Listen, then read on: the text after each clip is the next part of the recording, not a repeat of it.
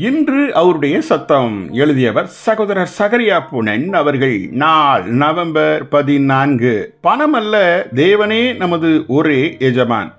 நாம் இந்த உலகத்தில் வாழும் காலமெல்லாம் ஒவ்வொரு நாளும் பணத்தை கையாள வேண்டியதாய் இருக்கிறது. இயேசுவின் சீசர்களாகிய நாம் கவனமாய் இராவிட்டால் தேவனையும் நேசித்து அதே சமயத்தில் உலக பொருட்களையும் நேசிக்கும் அபாயத்தில் சிக்கிக்கொள்ள முடியும். நாம் ஆண்டவரின் சீசர்களாய் இருக்கும் பாக்கியத்தை பறித்து கொண்டு பணம் நம்மை மிக எளிதில் வளைந்து பற்றி கொள்ள முடியும். ஆகவேதான் நாம் எவ்வாறு சாத்தானை குறித்து சாதகமான மனப்பான்மை வைத்திருக்க முடியாதோ அதே போலவே பணத்தின் மீதும் ஒரு சாதகமான மனப்பான்மை நாம் வைத்துக் கொள்ளவே முடியாது. ஒன்று ஆண்டவர் இயேசுவின் சீசர்களாய் இருந்திட வேண்டும், அல்லது உலக பொருட்களின் சீசர்களாய் நாம் இருந்திட வேண்டும். ஆம், இந்த இரண்டிற்கும் இடையே சீசர்களாய் நாம் ஒருபோதும் இருந்திட முடியாது.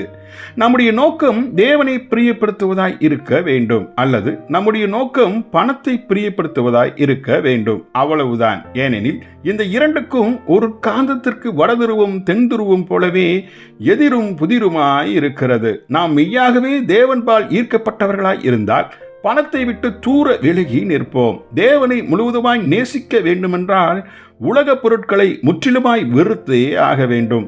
ஒன்று, இயேசு கூறிய இந்த சத்தியம் மெய்தான் என நீங்கள் ஏற்றுக்கொள்ள வேண்டும், அல்லது இயேசு பொய் சொல்லுகிறார் என அவரை விட்டு நீங்கள் விலகி நிற்க வேண்டும்.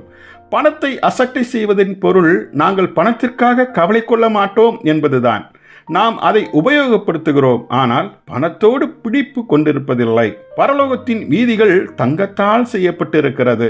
இந்த பூமியிலோ தங்கத்தை தலைக்கு மேல் உயர்த்தி வைத்திருக்கிறார்கள். ஆனால் பரலோகத்திலோ இதே தங்கம் நம் பாதத்திற்கு கீழாய் வைக்கப்பட்டிருக்கும். இந்த பூமியில் இருக்கும்போதே தங்கத்தை தங்கள் கால்களுக்கு கீழாய் வைத்திருக்க கற்றுக்கொண்டவர்களுக்காகவே பரலோகம் ஆயத்தமாக்கப்பட்டிருக்கிறது. ஜெபிப்போமா.